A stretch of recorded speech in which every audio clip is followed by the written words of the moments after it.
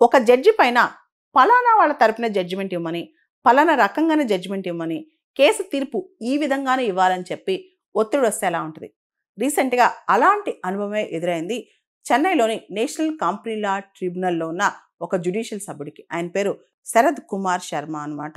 ఆయనకి ఒక కేసులో పైనుంచి అంటే హయ్యర్ జ్యుడిషియరీ నుంచి దానిలో ఐ థింక్ ఒక పెద్ద జడ్జి నుంచి ఒత్తిడి వచ్చిందంట.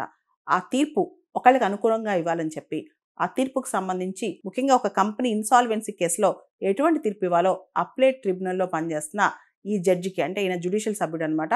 ఈయనకి ఒత్తిడి వచ్చిందంట.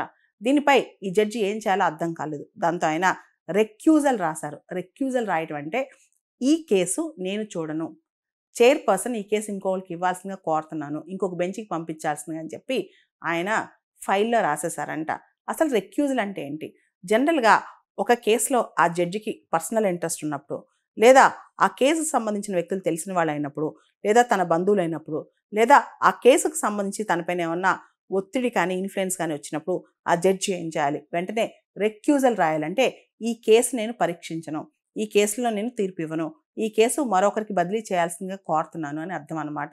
దీనివల్ల లాభం ఏంటంటే justice should not only be done but manifestedly and undoubtedly seems to be done. అంటే న్యాయం చేయటమే కాదు, అందరికీ కూడా న్యాయ వ్యవస్థ మీద నమ్మకం కుదరాలన్నమాట.